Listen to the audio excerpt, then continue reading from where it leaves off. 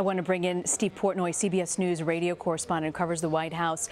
Steve, have we heard anything yet? I was struck by the fact you were inside the briefing room today when Sean Spicer said he was asked about whether Trump has confidence in FBI Director Comey, and his exact words were, "I have no reason to believe." Then he paused for a second and he said, "I haven't asked him." Are you hearing anything from Sean Spicer this afternoon?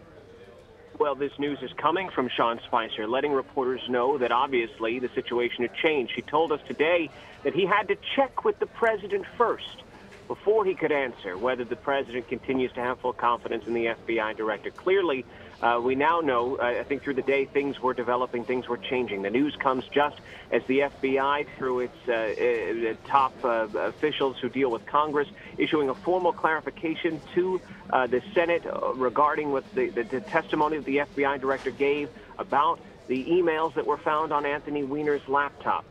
Here's something else, just on the point you were just discussing, Rena. The president, in the letter firing Comey, goes out of his way to say that on 3 separate occasions, Comey told him that he is not under investigation. And that is meant, obviously, on the part of the president to fend off accusations that Democrats are sure to lob, that this has something to do with the president being under the FBI suspicion or his campaign and those close to him being under FBI investigation. Yeah, that letter you were saying was what President Trump apparently told Comey in a letter about his dismissal. It says, "While I greatly appreciate you informing me on 3 separate occasions that I'm not under investigation, I nevertheless concur with the judgment of the Department of Justice that you are not able to effectively lead the Bureau." Steve, any sort of sense, Steve Portnoy, on why the White House chose to come out with this today? Well, it was timed just around, probably within an hour after the FBI's Congressional Affairs folks sent that letter up to Capitol Hill clarifying the FBI director's testimony.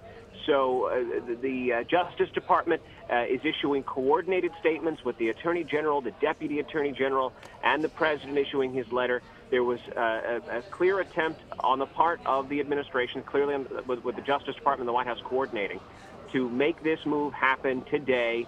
The news, by the way, was broken of Comey's inconsistency in his testimony by an organization called ProPublica, which first revealed the discrepancy, and then through the day, more information came out, and then ultimately the formal clarification in the letter to Capitol Hill. At this hour, James Comey is out west. He was supposed to be giving a talk in Los Angeles tonight, and it's not clear whether that talk is going to continue. But as far as he knew, that is, as far as James Comey knew, I think he was expecting to give that talk and remain FBI director, if not through the end of his 10-year term, but certainly through the end of the evening. Yeah, we were looking forward to hearing what he had to say. You're right. We're not sure if he's going to be speaking tonight or not. The fact that this came out today, Steve, do we anticipate the White House or the president to come out to address this, or do they feel that a paper statement suffices? Well, as we speak, my colleagues, and you'll forgive me, I'm on the phone with you, but my colleagues at the White House report that Sean Spicer is expected to brief reporters in some way. Whether it'll be on camera or not isn't entirely clear, but certainly reporters are waiting. The press secretary last hour did pop into the briefing room very briefly, read essentially a 1-sentence statement, and then disappeared back behind that blue door. Whether we'll hear from the president, I think it's highly doubtful. They have declared what's called a lid, which means that we should not expect to see the president again on camera through the day.